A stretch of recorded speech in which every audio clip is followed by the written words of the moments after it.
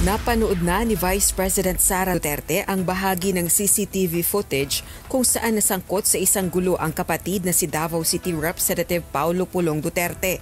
Naging viral ang video kasunod ng ulat ng inihaing reklamong pananakit at matinding pagbabanta laban sa kongresista. Bagaman pinapa-authenticate pa ni Congressman Pulong ang video para kay VP Sara, mainam na ring lumabas ang footage bago ang midterm elections sa May 12.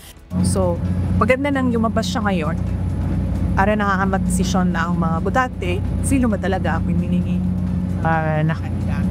Sa kabila nito, muling iginiit ng pangalawang Pangulo na bahagi ito ng pagpapabagsak sa kanilang pamilya ng PBBM administration.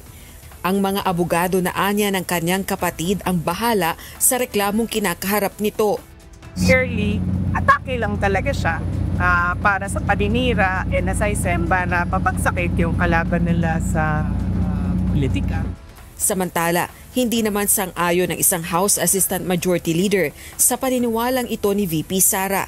Ayon kay Lanao del Sur 1st District Representative Sia Alonto Adjong, hindi pa mumulitika ang paghingi ng pananagutan sa isang public official na nasasangkot sa matitinding kontrobersya.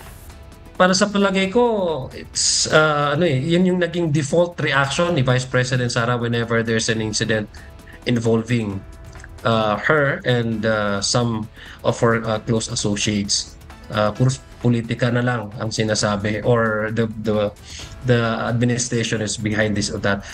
It's just a matter of holding public officers into account. Giit din ng kongresista kung sakaling may mga biktima ng umano'y pang-aabuso na maghahain ng reklamo laban kay Congressman Duterte, aaksyonan ito ng House Committee on Ethics. Rosa Licoz, UNTV News and Rescue. Diyos ang aming sandigan, serbisyo publiko ang aming pinahahalagahan.